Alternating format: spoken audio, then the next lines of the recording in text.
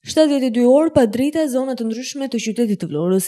Prej më se 3 ditësh zhvjedhja e një kablli elektrik në lagjen 10 Korriku ka lënë errësirë të plotë gjithë zonën. Edhe pse banorët kanë tentuar të kërkojnë ndihmën e ÇEZ-it, në zonë nuk është ndërhyrë për riparimin e defektit. Banorët thonë se nuk e dinë nëse do të zvendësohet kablli i vjetur. Ka vjetur kablli, që dije në orën 4:30 mëngjes.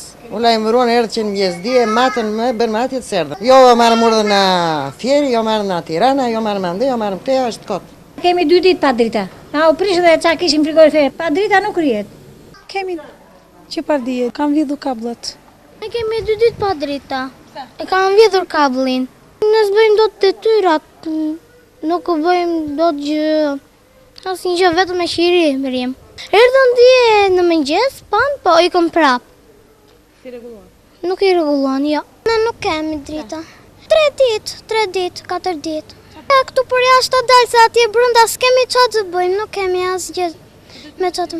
Mungesa e energjisë elektrike ka munguar dhe në lagjen Pavarësia, ku shkak i ndërprerjes së rrymës elektrike ka qenë një defekt në rrjet, i cili ende nuk është lokalizuar, ndërsa prej 48 orësh nuk ka energji elektrike. E njëjta situatë është edhe përgjatë bulevardit kryesor, ku një numër i konsiderueshëm biznesesh kanë funksionuar me gjenerator.